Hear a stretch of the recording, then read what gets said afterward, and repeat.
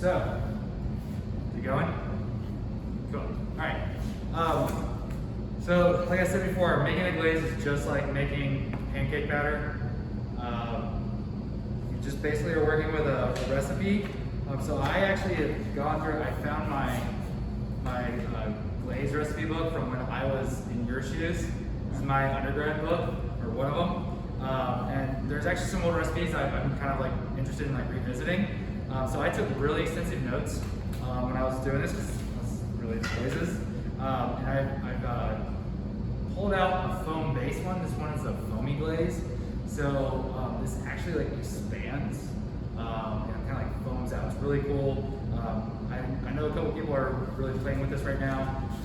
There's some version of this, I think, in their work that I've been seeing on Instagram. It's pretty cool. So I'm going to try to kind of play with it myself to see if I can get something to foam. So I'm kind of interested in it.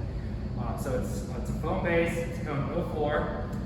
It's got these 4 ingredients in it. First thing you want to do is actually locate the ingredients, make sure that we have them, because you don't want to get like halfway through and realize like we can't find something or we're out of something and we need it, you know. So I want to locate these. I like to collect them all and get them over here for jars or whatever. So the first one's Fridge 3110. And there's 3110. We have a lot of our ingredients are over here or down here, below here in these big bins. Last night,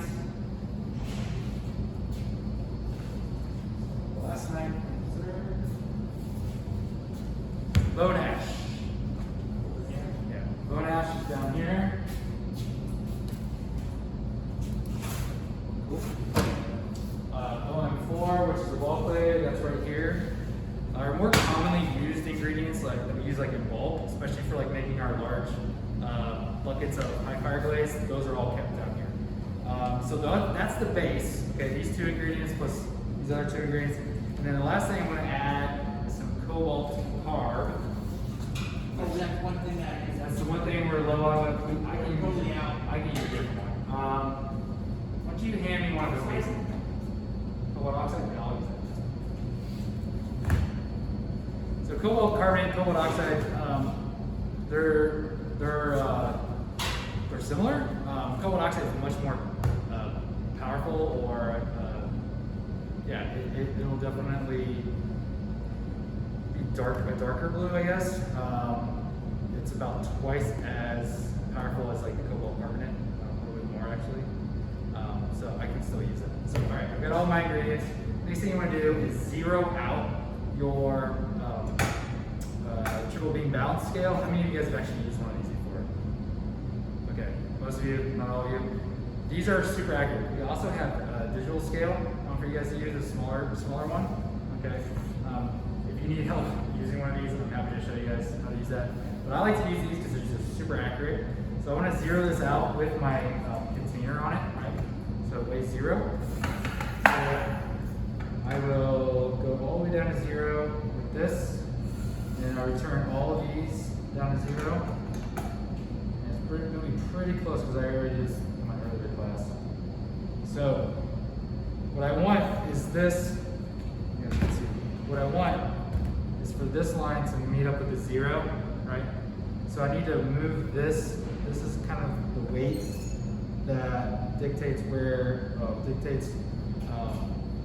how heavy this is. So I'm just trying to get those to match up. So I want to go backwards with it this way. Go forward. So I'm going to keep moving this little tumbler.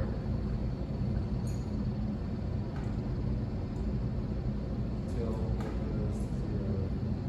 Just like little, like a millimeter. Totally change it. It's pretty close.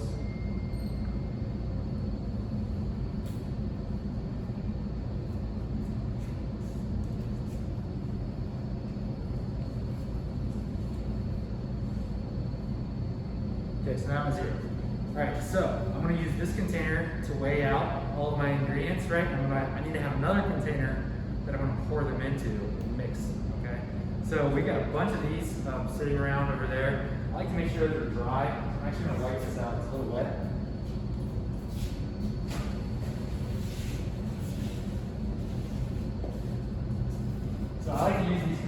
can also use some of these, but I'm also, just to show you my recipe here, I've got the base recipe here, right? And I doubled it because I want to make a 200 gram batch. So when you guys are actually making your test glazes, you want to double it. You want to have a 200 gram batch. And the reason why is whenever you're measuring things out, especially if they're like small quantities, so like I'm going to add like 1% cobalt carb. Even though I'm measuring out like what it feels like 1 gram on here, it might be just like a little bit more. If I just have my test glaze off just a little bit, like even if like a half of a gram or 0.5% of anything, once I fire it, I'm going to get a very specific result, right? So if I like that result and I decide to make a big batch, my big batch is going to be much more accurate than say a small batch, right? My big batch might not look just like my small batch because I was off just like a 0.5%. Does that make sense? Yeah. So doubling it gets a little bit closer to accurate, right? So I always recommend that you use 200 grams. Plus it's also easier to dip your test tiles. You guys have all made these test tiles, right? So you get a little bit more, like if you do a 100 gram batch, you might not be able to cover very much of this by dipping it, okay? So I like to do 200 gram batch. All right, so I'm gonna pour into here my dry materials once I measure them out. So I'm at 0 right now. I need 100 grams of 3110, so I'm just gonna move this over to 100. Make sure that's locked in.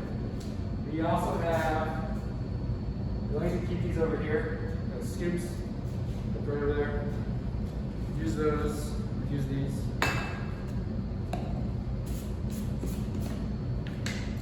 Oh, another thing, I'm not gonna turn it on right now. I'm wearing this mask and I'm videoing, so I don't want the sound. But we have, when you guys are making glazes, you need to make sure you have this on, okay? So, I'm gonna turn this on right here. Just turn on. I'm also gonna put on my extra mask. And I'm gonna shout. Hopefully you guys can hear me through all this. But I have to double this up because this has like a valve on it, right? So if you guys have a valve mask like this, you still have to have one of these. Does that make sense? Because of COVID, right? So make sure you still wear your mask underneath the valve. Right. I need 100 grams of shell. 100 grams.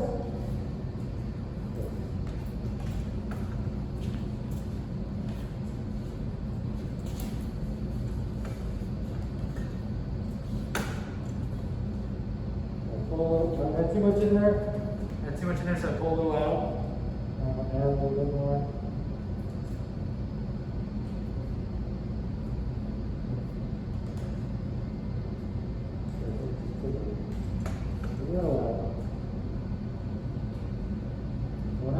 When I'm making these test tile or test glazes, I really try to get as accurate as possible. So I really try to zero them all out. Take that. Pour it into here. Try not to make a mess like I just did. That shouldn't be too much of a problem. Just a little bit. Well, last time. 40. So I'm going to change this to 0, move this to 40.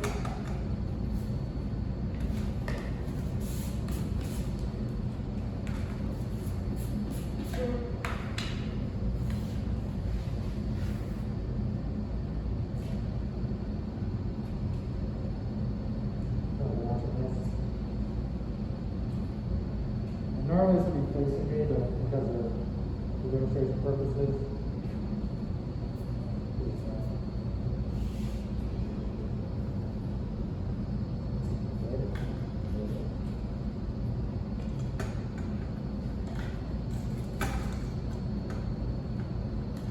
So this is always like a time consuming part.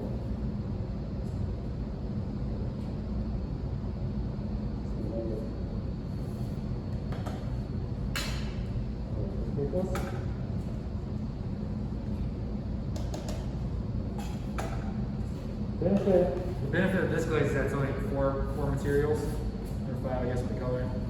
You're gonna find some recipes have like 6, 7, 8. Take a little bit longer to make, but it's you know, it's not a big deal. All right, next thing I need is bone ash.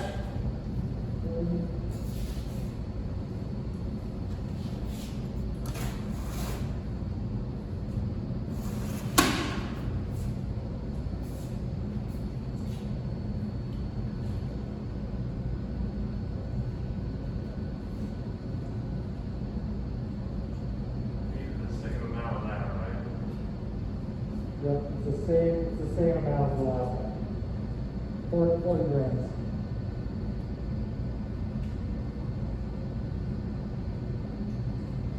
So it's got a piece of paper. This comes in a. So all these materials come in bags. If you ever find those pieces of paper, you can just get rid of them. You got too much. And how much is supposed to be in that again? 40, 40. Was the last one 40 or 30? 40. Okay, misheard you.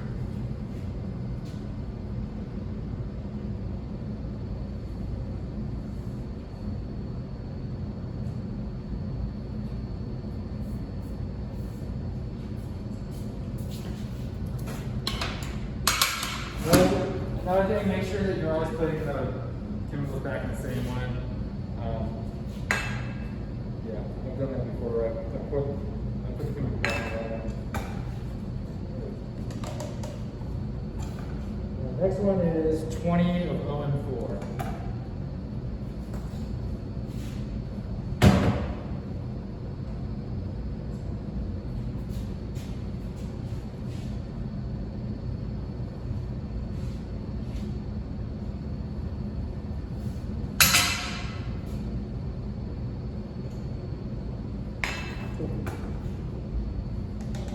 and 1 gram.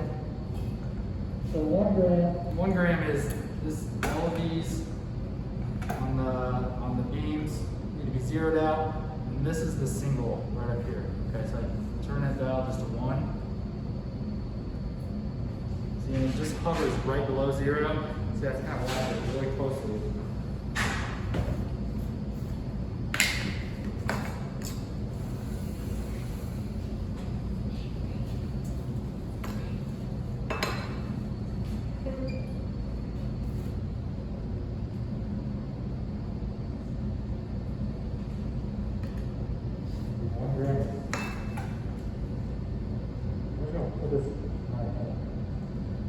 That weighs more than a gram.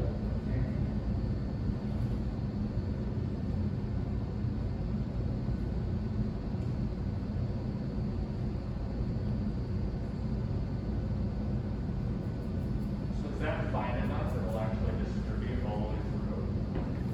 These are really fine powders.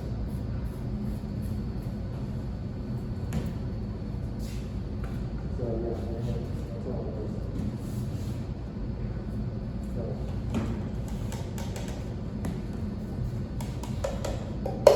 So I'll put this on a test tile. I'm gonna put this on a test tile here shortly. I'll put it in the kiln today, and we're gonna see what it looks like on Wednesday. Yeah, so now the next thing you gotta do is mix it up dry. Okay? Whenever you feel like any chunks, Whenever you feel any chunks in here, make sure that you kind of squeeze those, right, and try to get rid of them.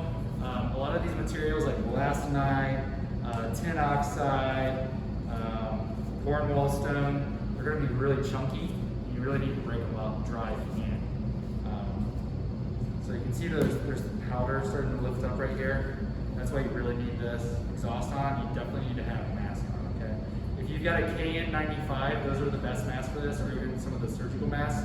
We're trying to track down some more N95s. We've had some trouble finding those. Usually we distribute those. Pre-COVID, we had no problem getting the masks. Obviously, it's a little trickier right now. If you've got KN95 or N95 or something like this, that's fine. Make sure if you have a respirator with an exhaust valve on it, though, you still have to wear a regular mask. I got that right now. The chunkiest of the materials is soda ash, and it's so chunky that I like to take this guy, smash it up. yeah, that's why we have it here.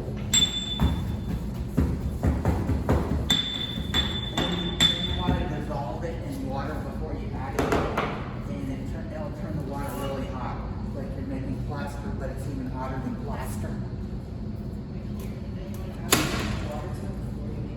Again, you want to dissolve it, because otherwise it's really hard to get into the shift. So that makes sense.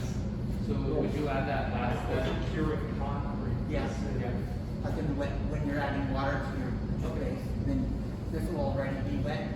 So you just toss it in at the end. So if you wet that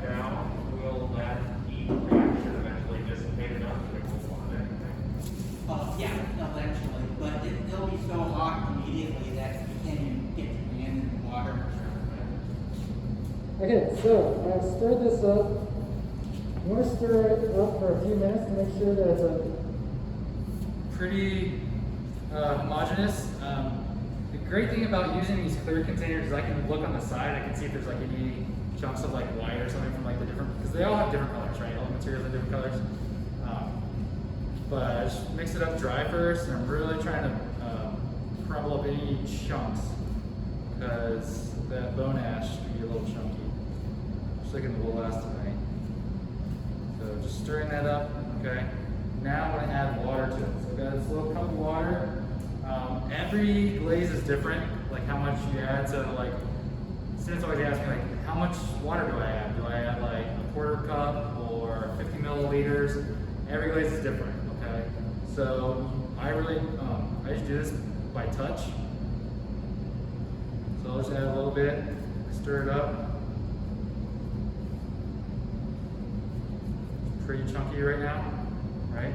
It's not the right consistency. We want to get it to, pancake batter, like a thin pancake batter. So just add a little bit at a time.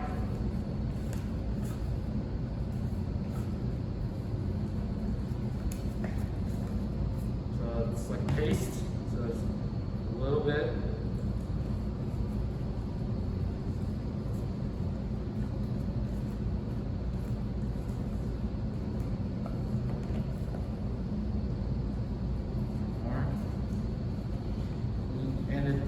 Every glaze is a little different, like how much water you need, and also, kind of how it feels like in its raw state, right? So, specific gravity is the amount of water per powder material that's in a glaze, and you're gonna see, if you look up some of your glaze recipes, some of them will have like a little symbol that says like SG 160 or something like that. That's calling for specific gravity of 160. That is a little bit more than I think we're really ready to delve into. But just know that I recommend, this is about perfect actually, I recommend making it to where it's kind of like a really thin pancake batter. Some people say like whole milk. I think it needs to be thicker than whole milk, to be honest. Or heavy cream. So when I'm stirring this up and I pull my fingers up, the glaze needs to still stick to my fingers, but also drip off, right? Does that make sense? Like if it's kind of clumpy and it's really thick on my fingers, it means I probably should add a little bit more water to it. Now, the same is true of the opposite. Like if I pull my fingers up and all the glaze just runs right off and I can see my fingers, that means it's probably too thin. And that's a place you don't want to be, because that means you have to like make more glaze, right? It's pretty time consuming. So that's why I always recommend just adding a little bit of water at a time, so you're not stuck like sitting here for another like 20 minutes measuring out another little small batch, right? Okay, so now this is good. I have another container here that's clean. This is my container I was measuring in. So I got a clean container, and I also have a sieve. So this is a 60 mesh. I think it's a good starting point. We also have like 100 and 150. Definitely don't need to use 150. You're gonna have a little tough time using that. I'm gonna place this in the cup. I'm gonna pour this glaze into it.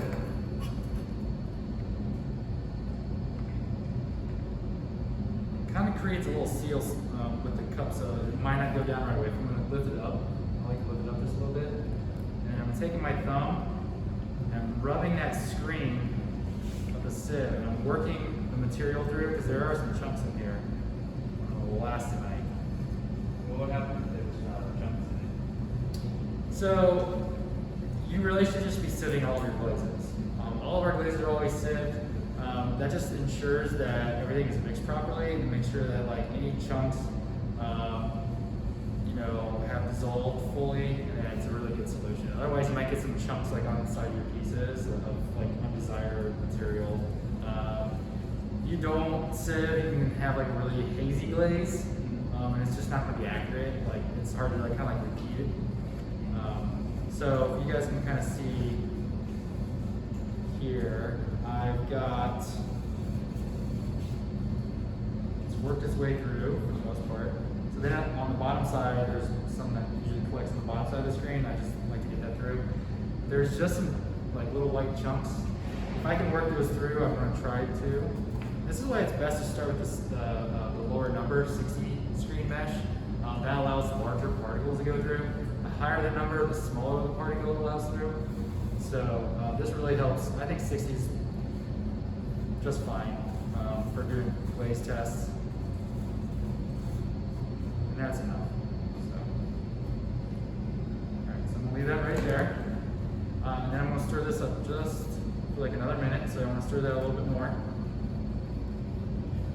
It's a lot of stirring.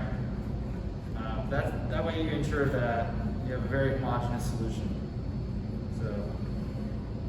Can I ask if disregarding the specific, like, the water amount not being precise, how much of an effect does that have on the final product coming out of the panel? So this is one reason why it's good to keep your glaze tests or your extra material right, so you can try to match that back up. Specific gravity on a lot of glazes will have a big impact on its finished result. It's all about thickness, okay? So, if you're making really thick glaze, it's gonna have a really high specific gravity. Like if there's like less water in it, it's gonna weigh a lot more.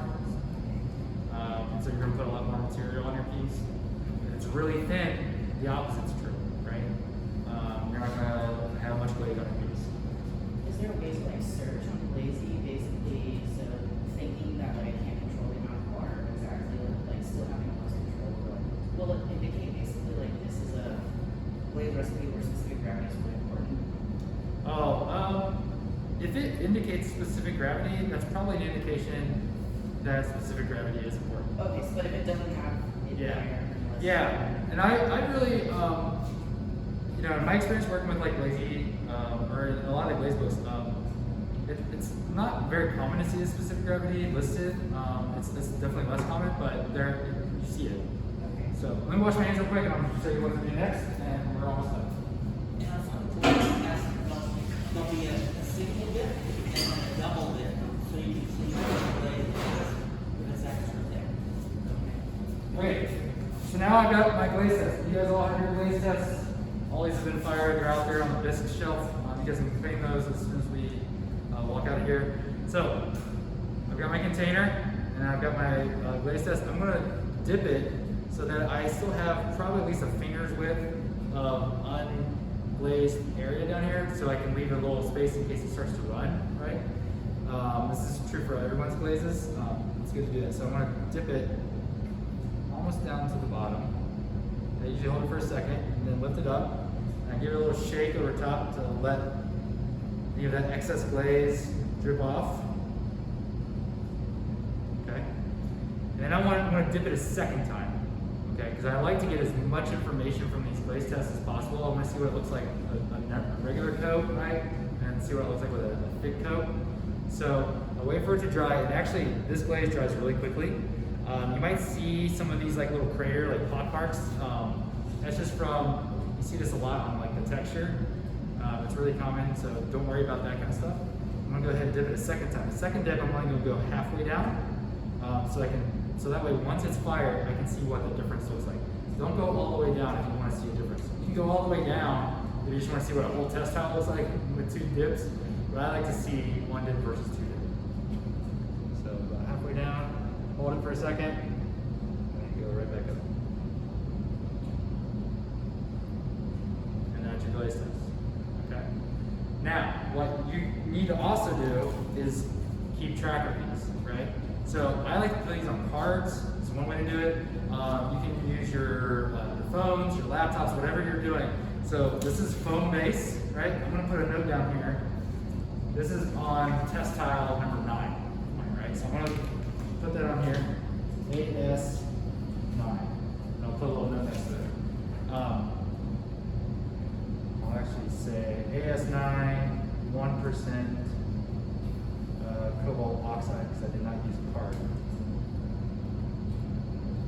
Big, I'll put base plus.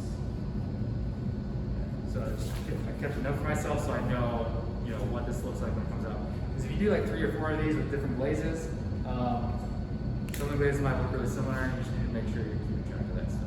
Okay, so keep track of what glazes you're using on your test beds. Alright? Okay, stop that.